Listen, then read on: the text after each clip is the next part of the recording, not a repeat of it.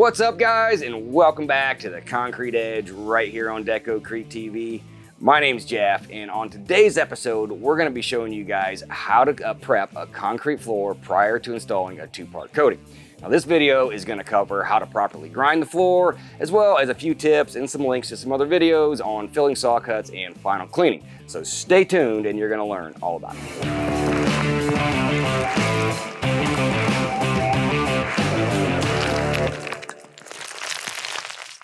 So if you're thinking about installing a high-performance floor coating on your concrete, there are a few things you need to consider before you ever even start mixing any product up. Now, the first one is moisture content, so please check out Jason's Technique of the Week video for an easy way of testing this. Now, the next thing is prepping the floor, and this step is going to require some equipment, and it's really one of the more time-consuming parts of the job. Now, if you decide to avoid this step altogether or even skimp on it, well, it probably won't really affect how the job turns out visually, and in the beginning, it's going to seem like everything's fine. But we've been around this business long enough to know what happens a few years down the road. The floor is going to start peeling up in a few spots, and those spots just get bigger and bigger until you just have a huge mess on your hands. So concrete floor coatings just don't really bond long term if you're going to apply them directly to unprepped concrete with that surface base still intact. Coatings like epoxy, polyspartic, polyurethane, or any other two-part coating for that matter, they really need some profile and open pores to settle into and grab a hold of. Now, the nice thing about concrete is that once we get rid of that surface layer, it's a really porous material. In fact, it's just kind of like a big sponge if you looked at it under a microscope. Now, trying to prep concrete by just sanding or acid etching, it's really not going to remove enough of that paste, and we just never recommend either of these. The best two ways of getting rid of that paste are going to be grinding and shot blasting. Shot blasting is still a really good method of prep, but it just doesn't seem as popular as it used to, and the equipment can be a little bit hard to get a hold of and kind of expensive if you're trying to rent it. So diamond grinding is what we're going to be focusing on today. So one of the first things that we like to address when we first get to the job is going to be saw cuts and cracks. And honestly, this floor, is pretty new. It's only a couple years old. I haven't found any cracks in this floor yet, so we're not going to need to worry about that. But we do need to fill these saw cuts, and I like to just address it right away because the stuff we're going to put in here to fill these, you need to grind over it, and it does you no good to grind this whole floor and then fill your cuts and then grind back over those spots. So we're going to hit it right now. That way, as we're grinding, it's just going to grind it all down together. So for a full tutorial video on how to the best way to clean these cuts out, how to chase cracks to open them up, and then how to use the quick fix, please check out this episode right here, and we're going to go ahead and get started on these. The other thing that I did here was we just pulled the grate off of this drain, and it's just a lot easier. That way, it's not in our way. We're not going to worry about getting any coating on it, and we can put a little piece of tape up here, and it's just a nice, clean way of doing it. So I like to just get rid of those grates. That way we know what we're dealing with. Well, we got all our saw cuts filled down. Again, there isn't really any cracks on this particular job. So now that that's all done, we're ready to get straight on to grinding. And again, I can't stress enough how important this is. And so for a full video on what we're looking for, what equipment to use, what diamonds to use, and then just so how we can visually tell whether we're getting this stuff good enough, just please check out this video right here.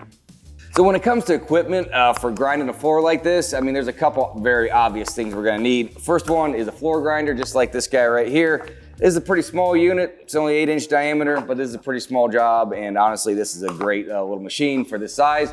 As the jobs grow and get bigger, obviously, so is the grinder. It's gonna have to get bigger as well. As far as diamond tooling, we're doing a chip floor today, and really these guys here, they're shaped like an arrow, and they just go really fast. It's gonna scar the floor up a little bit, but we don't care about that because we're covering it all up anyways. Obviously, if you're doing something that you need a little smoother surface, or if it's gonna be a grind and die, and we're gonna actually see the concrete, well, then we're gonna need to go to a different style diamond. The other thing that's gonna be really important is gonna be a dust vac, and it needs to be a good high-end dust vac. Just a shop vac with even a fine particle bag is just not gonna get us through this job. So this one's gonna self-pulse for us, and it's gonna catch all our dust.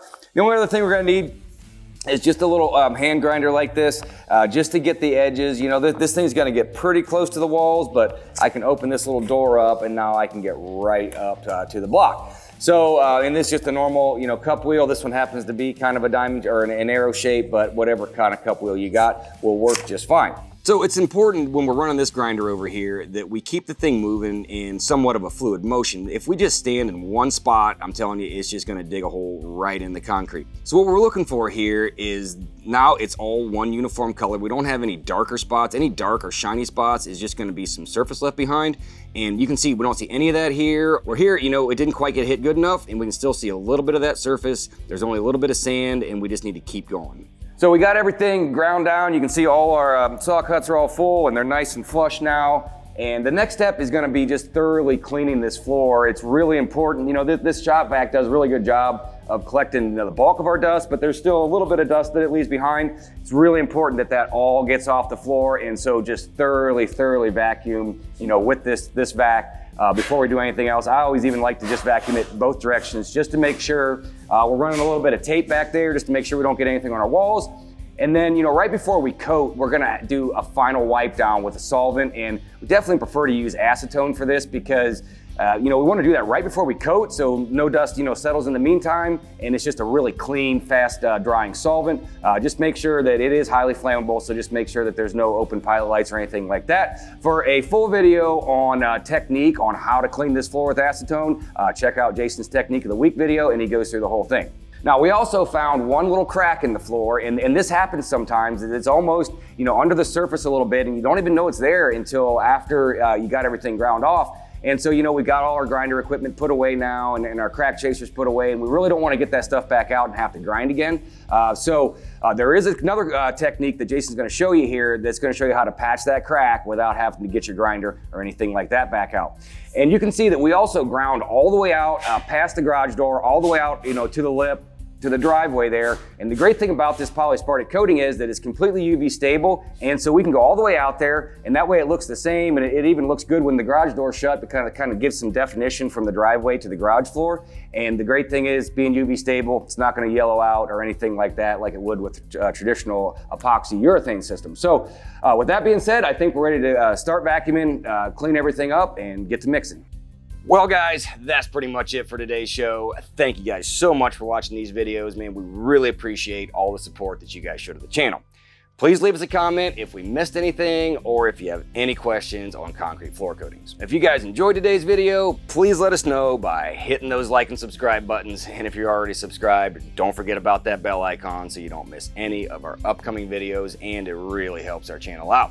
So, from all of us here at DecoCrete TV, thanks for watching, and we'll see you next time.